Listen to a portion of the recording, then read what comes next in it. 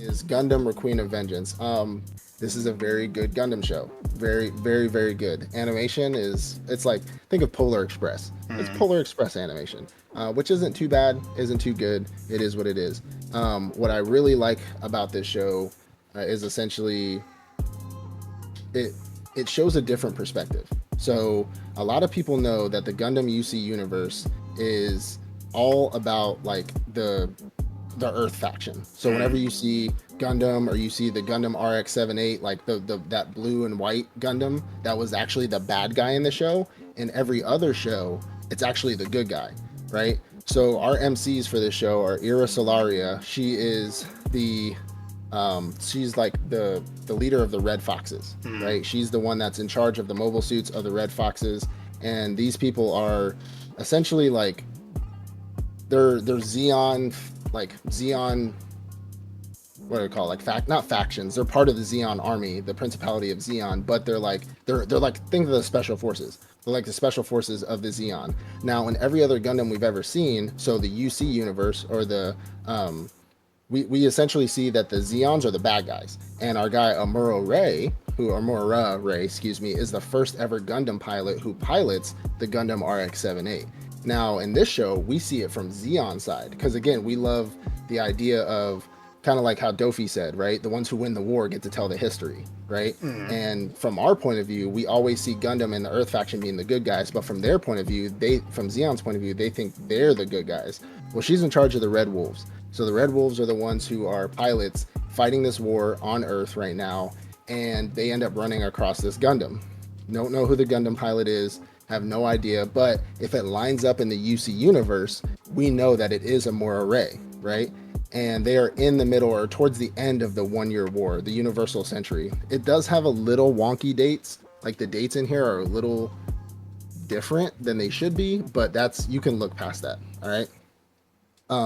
They're also up against Earth Federation forces, and essentially they are getting their cheeks clapped by this Gundam. Mm. Because again, this is the first Gundam ever created. The Earth Federation are the ones that invented Gundams. They invented Gundams themselves, like the RX-78, the standard Gundam that everybody sees, everybody loves, the one that's in Tokyo right now, the one that's in Japan, the giant statue of the Gundam, life-size Gundam, is an RX-78, and they're getting their cheeks clapped by it. And all we really see is just a different side of the war where Zeon is getting their cheeks clapped. They're on the run, trying to head back, and this Gundam is just fucking them up, like just messing them up. They are getting screwed, chopped and screwed, and they're just fighting their way outside of this Gundam.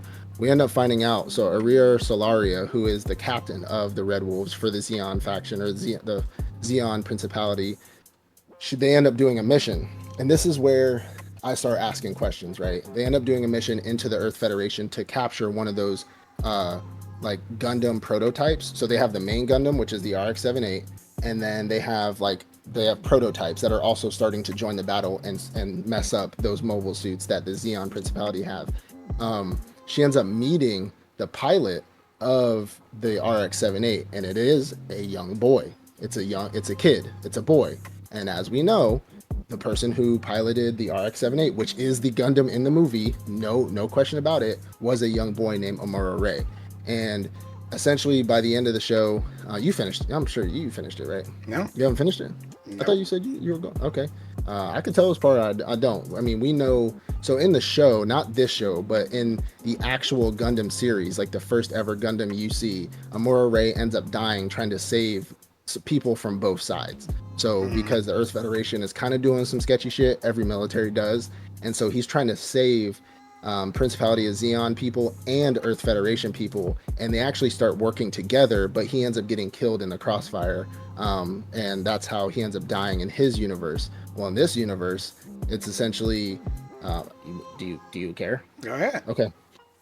In this universe, they end up Principality Xeon end up running off to their ships to go back into space because that's where they're at. They're at a giant space station, and so now she's holding her and another like I guess platoon of other mobile suits are fighting off the Earth Federation forces so that people can escape onto their escape ships back into space. Mm. And she ends up meeting. I'm just gonna call him a Murray because that's all he can be. Like that's literally canon is that he is the only one that's ever piloted a Gundam, or the first one that's ever piloted a Gundam. She ends up meeting a Murray on the battlefield. They end up fighting, and she's trying to talk to him. She's like, attention Gundam pilot, like, we don't need to do this, please just let us leave, and she's like, you attacked my people first, this and this and this and that, what am I supposed to do, this is all I know is war, like, you know, blah blah blah blah. She's like, no, we don't need to do this. They end up having, she talking to Jutsu's him essentially, right?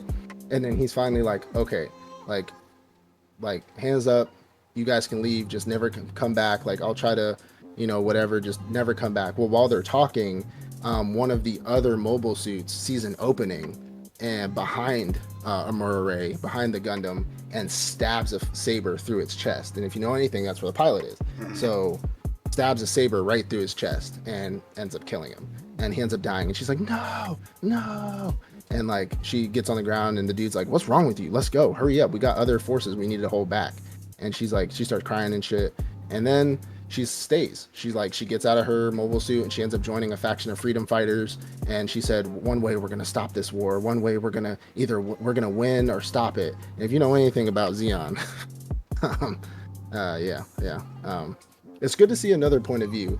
They get fucking demolished. Like, that's the idea. Like, that's literally from the first ever Gundam show created. Zeon is the bad guys and they get wiped off the map. They get cheeks clapped, everything. And so at the end, you know, for people who aren't being Gundam fans, they probably watch this for the first time on Netflix and they're just like, oh yeah, like Prince Valiant, she'll come back, we're gonna get a season 2 where like she's fucking up the Earth Federation. Like, unless they change the story, like, I'm sorry, but like yeah, they lose the war like badly. So spoilers, but you know, watch the 1979 Gundam that came out. Like, they lose badly, terribly. The 1 year war is not good to them. Earth Federation wins, and that's how Gundams are invented. Like, that's just life. I'm sorry to tell you that. One thing I did want to mention, this is separate from the PD universe. So the PD universe is post-disaster. That's where your Iron Blood Orphans comes from. So this is the Universal Century, and then you have the post-disaster universe. So they're two separate universes. So just wanted to throw that out there. Okay. But Gundam, it was an S, because and maybe this is biased only because there's been a lot of Gundams that have come out besides Witch of Mercury that have been shit. They've been absolute shit, and they actually did a really good job on this one, besides the animation. So I think it's like a very low S, but it's an S because I think it was fantastic. Every episode was good. I didn't see a bad episode. Okay. So, and they lined it up well. I mean, he just died differently, but that's really about it. So, low S. Yeah. Okay. Yeah. Can you agree with that? Yeah, I can agree with that from what I've seen. Yeah. I mean, it's how'd you like it? Other than animation, like I said, I don't know any about any of that other stuff. It was a good show. It wasn't. I wouldn't.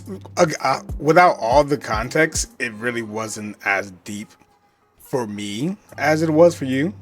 Yeah. But without context, it was a good show from the perspective, obviously, from the little guy. Not from what I know about Gundam is usually from a different perspective. It's not from the perspective of what we would consider the bad guys, and not just the bad guy leaders, like the ship commanders that we see attacking the Earth Federation, but from their small unit leadership, because obviously she was a captain, but in the grand scheme, that's still small unit leadership. So we follow that captain, her small unit being demolished, to moving on to fighting the early freedom fighters, to, I guess, like you said, deciding not to go with the bad guy to space to regroup and then come back in full force, but to instead be on the ground with the people who have to live this life every day to fight back. So, and just that perspective, no context at all about what the future is,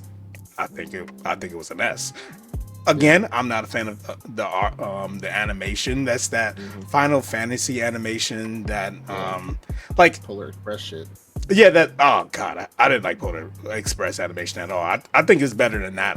Final Fantasy, I think, did it first, and I think they managed to make it even better than that. I feel like it added an element of, I think it for what realism. Yeah, the realism in this show, it was great. I feel like beautiful. Yeah, look, that's what I'm saying. Like the realism of seeing it felt like you were actually watching something. At sometimes it felt live action. So Like a you're Pacific seeing Rim on, kind of yeah, thing, like yeah. Pacific Rim. Like you were seeing on Earth these Gundams, like in the dark. Like it was like so many scenes where it was just darkness, and you see this robot and flames everywhere, and they're like, "We gotta stay quiet." And then all of a sudden, he's like looking in their direction. It's like, oh, okay. And I feel the fear that they actually feel. This is not just Like a raw. dry emotion that you're supposed Yeah. to feel. I understood the fear that they're feeling. And you never feel that way. You like Feel Mitch terror. from Mercury. That was like my first real Yeah. Gundam show. Like Iron Blooded Orphans. That was your show. I watched it because it was your show and I loved it. Yeah. But Witch from Mercury, that was like my show that I watched for the first, and I never thought, oh, I wonder how the guys that she's slaughtering right now feel. Yeah. It was always about how she feels and how Yeah. the grand scheme bad guy feels about her fucking up their plans. Never about the people that are trying to get away from the Small fact guy. that The little guy. the little guy is slaughtering them. Never the people like, oh God, she's slaughtering us. We see their perspective for 5 seconds before they die. So Yeah. I think from It's all that pure terror. perspective, with no extra context, I think it was I don't think it was a low S. I think it was just an S. Honestly. Yeah. It's only because I have critical eyes, right? It's like military guys watching military movies. You know what I'm saying? I have critical eyes. They've been doing so many Gundams. And they've just been bad, or they don't line up in the universe. And this is one that I've seen so far that have like solidly sat in a universe that makes sense up to a point. Because not everything's going to make sense, especially when it's an original or it's a recast or remake. They're going to change some things. And that's only why I put it low, because I would have liked to see the Amuro Ray that we've seen. But again, this isn't from their point of view. Yeah. This is from the guys who are about to lose the war. And that's why And I that's all just they know. can't speak on that perspective at all. So I'm happy that Yeah. without that context, I was still able to feel like I Absolutely. watched Yeah. a complete full product. And I think that reason it's an S. For everything else that you mentioned, Yeah. this sucks for them. But from this side, from the newbie side of Gundam, I really hope they survive. I hope they are able to take over Earth, I guess. Chat, who's gonna tell him? Honestly, sometimes I'll be watching the show like, who's the bad guy again? Especially watching this one, I was like, wait, aren't they the bad guy? I'm so confused right now. Like, I was going to text you, and I think I was going to text you at one point, like, hey, who's the bad guy again? It's Earth is the good guys, right? But that's the point of war, right? It's like everybody, and that's what they're trying to do. Everybody sees themselves as the good guys, right? They see themselves, which theoretically, the Zeon forces, think of it like Texas wanting to secede from the United States. They wanted to run their own shit and not be fucked up by the Federation, but the Federation was like, no, your land is ours. Why would we let you take our land? So now we're gonna fight you. They ran them off into space. They went in space, collected, built mobile suits, came back down to Earth, built an army, built mobile suits, came back down to Earth to fight for their land. And Earth Federation's like, no, it's our shit. Like, what the fuck are you talking about? No. Like, and so they fought back. And that's Earth Federation is the Earth Federation. They've been around for hundreds of years, and Zeon's been around for yeah. Anyways,